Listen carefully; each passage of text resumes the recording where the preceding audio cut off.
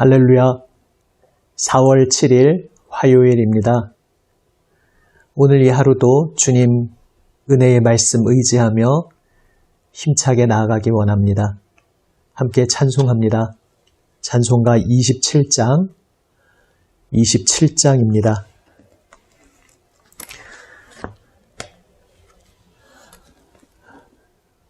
빛나고 높은 보좌와 그 위에 앉으신 주 예수 얼굴 영광이 해같이 빛나네. 해같이 빛나네. 3절입니다.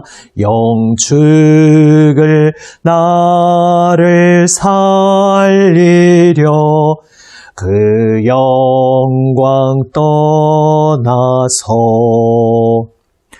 그 부끄러운 십자가 날 위해 지셨네.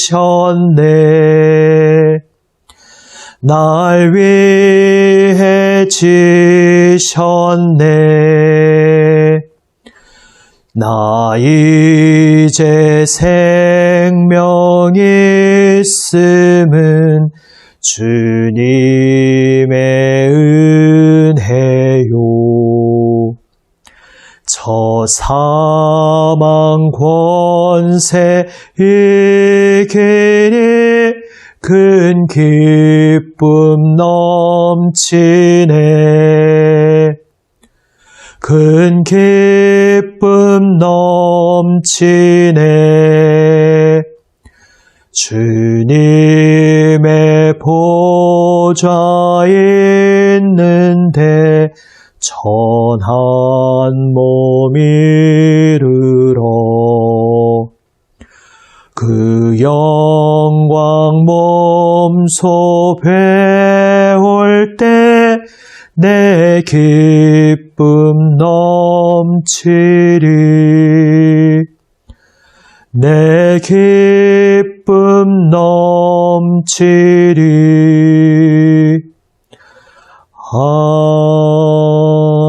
아멘. 기도하시겠습니다.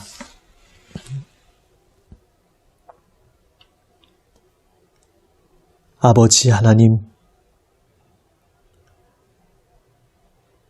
놀라우신 자비로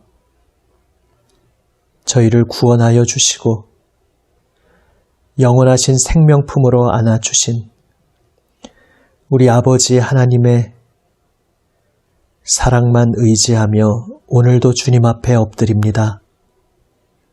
주님, 말씀하여 주시옵소서. 생명의 음성으로 저희의 마음을 새롭게 하여 주시옵소서. 우리 구주 예수 그리스도의 이름으로 기도드립니다. 아멘.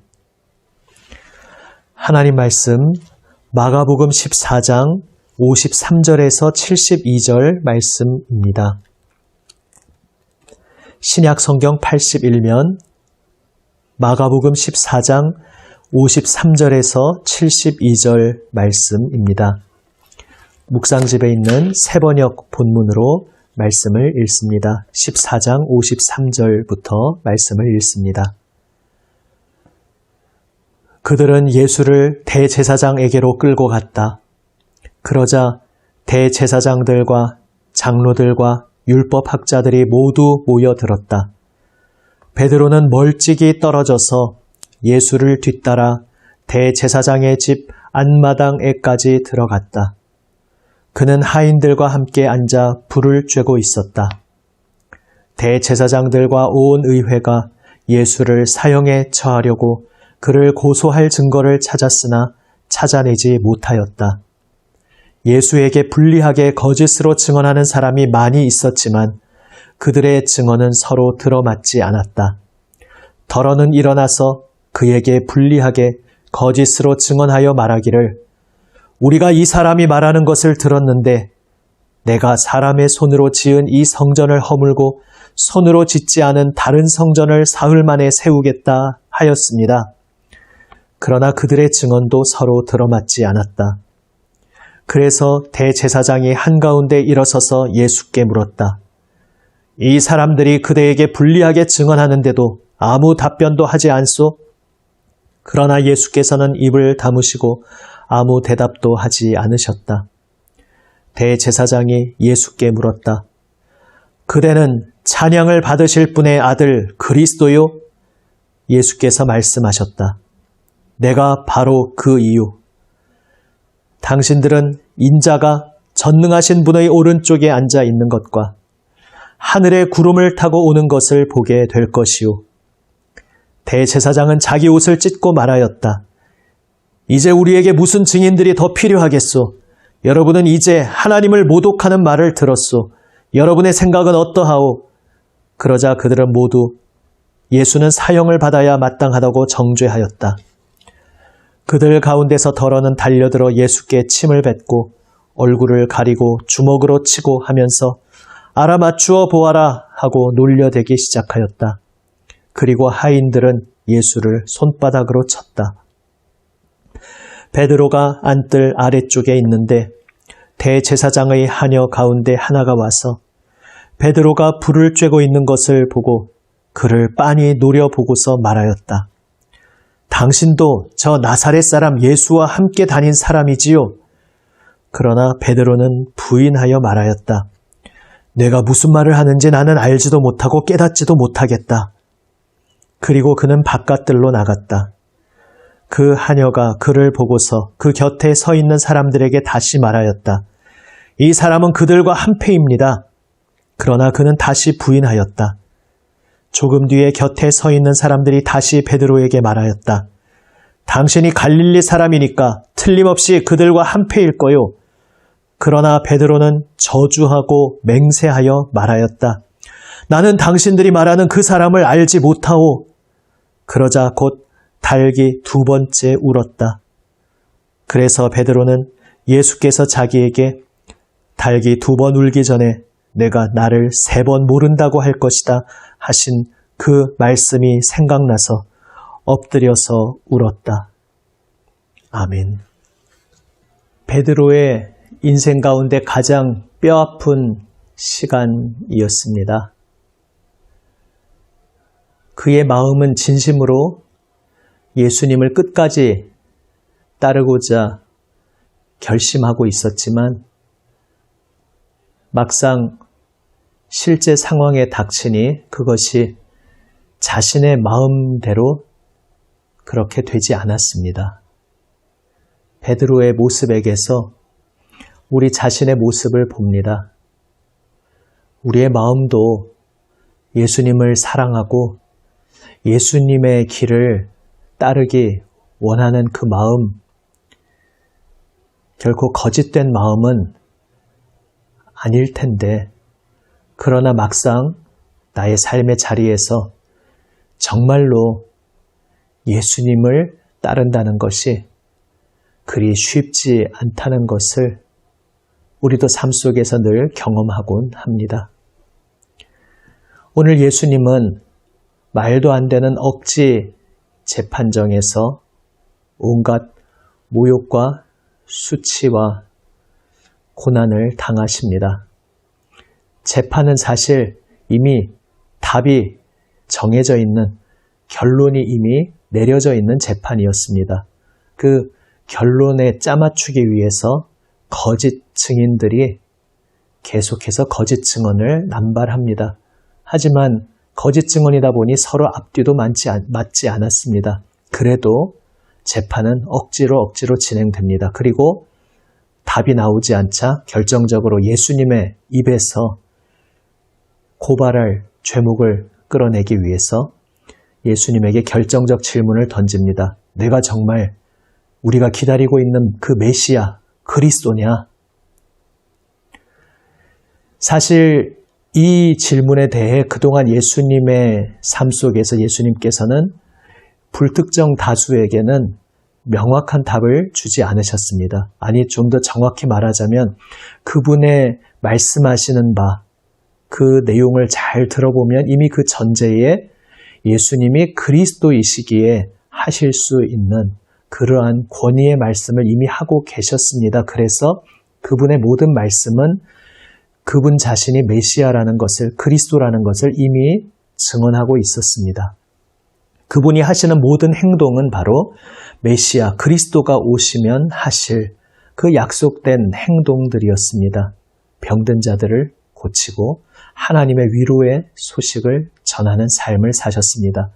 그러니까 예수님께서 대놓고 직설적으로 내가 바로 메시아다 이렇게 말씀만 하지 않으셨을 뿐 그의 모든 말씀과 행동은 자신이 메시아 그리스도시라는 것을 전제로 다 펼쳐지고 있었습니다. 그리고 마음을 열고 예수님 앞에 나온 제자들은 그 예수님의 메시지를 잘 알아들었고 그래서 마침내 자신들의 입술로 예수님이 그리스도이심을 고백하였고 그 제자들과 있는 속에서는 예수님께서는 그 대답이 옳다는 것을 말씀해 주시고 직접적으로 대답해 주셨습니다. 하지만 마음을 열고 예수님을 따르는 제자들이 아닌 바깥의 사람들에게는 지금까지는 직접적으로 말씀하지 않으셨었습니다. 하지만 이제 이 대제사장의 질문 앞에 비로소 예수님께서는 대중을 향해서도 공개적으로 말씀하십니다. 그리고 사실 당시에 유대의 그 종교 체제 하에서 그것은 신성 모독으로서 죽음의 자리로 갈 수 있는 그러한 결정적인 대답이었습니다. 그동안 대답하지 않으셨던 예수님께서 왜 이제는 이렇게 직접적으로 말씀하시겠습니까? 이제는 십자가로 나아갈 때가 되었기 때문입니다.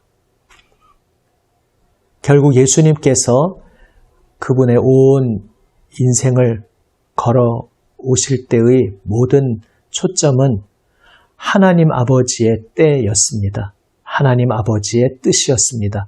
그동안은 대중에게 예수님이 누구신지 직접적으로 공언하지 않으셨는데 그것은 때가 차기 전까지 예수님께서는 그저 하나님의 보냄받으신 그리스도로서 가르치실 것을 가르치시고 행하실 것을 행하시고 그리하여 구원의 행동을 베푸시는 데 집중하시기 위함이었습니다. 그리고 이제 때가 되어 십자가로 나아가 그 모든 구원을 완성하실 때가 되자 예수님은 그 생명을 아버지 손에 맡기며 묵묵히 십자가 죽음의 길을 걸어가십니다. 예수님에게 있어서는 사나 죽으나 모든 것 오직 아버지 하나님의 뜻을 따라 살아가는 것, 그것이 전부셨습니다. 살아남기 위해서 그동안 침묵하셨던 것도 아니었던 것입니다. 살아서는 그분이 하실 일을, 아버지 하나님께서 맡기신 일을 하실 뿐이었고 또 이제 죽음의 길로 가는 그것이 이때에는 이제 아버지 하나님께서 온 세상의 구원을 위하여 작정하신 길이기에 그 생명 바쳐 아버지의 뜻을 따라 걸어가실 뿐이었습니다. 이 비밀의 길을 아직 베드로와 제자들은 따를 준비가 되어 있지 않았습니다. 그래서 예수님을 진심으로 믿고는 있었지만 자신의 생명을 빼앗길 위험에 처하자 어이없이 무너져 내리고 말았습니다. 살아도 주님의 뜻을 따라 살면서 주님의 일을 하는 것이요. 이제 주님께서 부르실 때가 되면 내 생명 바쳐서 나의 믿음을 증언하며 주님께서 부르시는 길을 걸어가는 그러한 발걸음은 좀 더 후에 이제 걸어가게 될 것이었습니다. 오늘 우리는 하루를 살아가며 무엇을 목적으로 삼고 살아가고 있는지 우리 자신을 돌아보기 원합니다. 우리가 사는 것도 내가 오늘 무언가 유익을 보고 이득을 보고자 함이 아닙니다. 우리가 오늘 하루를 살 때에 내 삶의 목적이 살아남는 것도 아닙니다. 우리가 오늘 하루 여전히 생명을 허락받고 있다면 아버지께서 오늘도 나를 통해 주님의 일을 하고자 하시는구나 이렇게 고백하며 주님의 사명을 충성스럽게 감당하며 걸어갈 뿐입니다. 그리고 이제 주님께서 부르시는 때가 되면 그 부르심을 받들어 죽음의 길을 향해 걸어가는 그 발걸음조차 아버지의 뜻이 이루어지고 아버지께서 영광 받으시는 길이 되는 것입니다. 베드로가 두려워 무너졌듯이 우리도 우리의 옛사람으로서는 예수님의 그 길을 따라갈 수가 없습니다. 그러나 우리를 위해 죽으시고 승리하신 예수님께서 우리를 인도하시고 오늘도 우리를 붙들어 주시고 만나 주실 때에 우리는 비로소 예수님의 그 은혜를 힘입어서 예수님 손에 붙들려서 예수님의 길을 따를 수 있게 됩니다. 바로 살아서는 내 모든 생명을 다해 주님 맡기신 사명을 감당하며 또 주님께서 어떠한 자리로 나를 부르시든지 죽으면 죽으리이다 고백하며 그 모든 순간 사나 죽으나 오직 아버지의 뜻을 따라 살아가며 아버지께 영광 돌리는 삶을 살아가게 됩니다. 나의 힘으로가 아니라 나와 함께하여 주시는 우리 주 예수님의 은혜로 우리를 위해 십자가에서 죽으시고 부활 승리하신 우리 주 예수님의 은혜로 그 부활 생명의 능력으로 우리는 이 길을 걸어갈 수 있습니다. 오늘 이렇게 뼈아프게 무너졌던 베드로의 모습 속에서 바로 우리 자신의 모습을 바라보면서 주님 앞에 기도하며 나아가기 원합니다. 주님 그렇습니다. 이것이 바로 저의 모습입니다. 그러나 이러한 저를 위하여 십자가의 길을 의연히 걸어가신 주님, 이제 주님께서 은혜로 저를 붙들어 주시고 주님 걸어가신 그 길을 저도 따르게 하여 주시옵소서. 살아서는 주님 뜻을 오직 행하며 사명을 감당하며 걸어가고 또 어떠한 자리로 주님께서 부르시더라도 나의 온 생명 바쳐서 오직 주님의 십자가의 길을 따르겠습니다. 고백하면서 오늘도 이 고난주간의 하루를 주님과 함께 동행하며 살아가기를 원합니다. 우리 주님께서 우리와 함께하여 주십니다. 기도하시겠습니다. 아버지 하나님, 사나 죽으나 저는 주님의 것임을 고백합니다.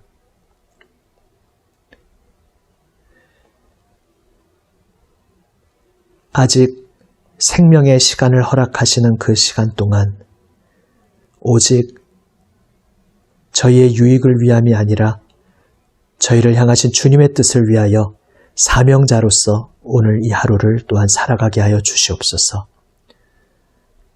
살아남고자 하여 살아가는 인생이 아니라 주님께서 어떠한 자리로 부르시든지 죽으면 죽으리이다 고백하며 주님께 온 생명 바쳐 주 예수님의 길을 따를 수 있도록 주님 오늘도 저희를 붙들어 주시고 인도하여 주시옵소서. 우리 구주 예수 그리스도의 이름으로 기도드립니다. 아멘. 하늘에 계신 우리 아버지, 아버지의 이름을 거룩하게 하시며 아버지의 나라가 오게 하시며 아버지의 뜻이 하늘에서와 같이 땅에서도 이루어지게 하소서. 오늘 우리에게 일용할 양식을 주시고 우리가 우리에게 잘못한 사람을 용서하여 준 것 같이 우리 죄를 용서하여 주시고 우리를 시험에 빠지지 않게 하시고 악에서 구하소서. 나라와 권능과 영광이 영원히 아버지의 것입니다. 아멘. 오늘도 이 말씀 붙잡고 나에게 주시는 주님 말씀에 응답하며 기도하며 나아갑니다. 코로나 시국 맞아서 계속해서 세상을 위하여 이웃을 위하여 사랑하는 사람들을 위하여 기도하며 나아갑니다. 화요일은 특별히 나라와 지도자들을 위해서 기도하는 때입니다. 이때에 특별히 더욱 필요한 기도입니다. 주님께서 세우신 지도자들 공평무사한 마음으로, 사명자의 마음으로 주님께서 맡겨주신 그 길, 직임을 잘 감당하게 하여 주옵소서. 또한 그렇게 주님께서 준비시켜 주신 이들이 책임을 감당할 수 있도록 세워 주시옵소서. 기도하며 나아갑니다. 우리의 모든 기도 제목을 주님 앞에 고하며 나아갈 때에 오늘도 주님께서 들으시고 우리의 발걸음을 인도하여 주실 줄 믿습니다. 함께 기도하시겠습니다.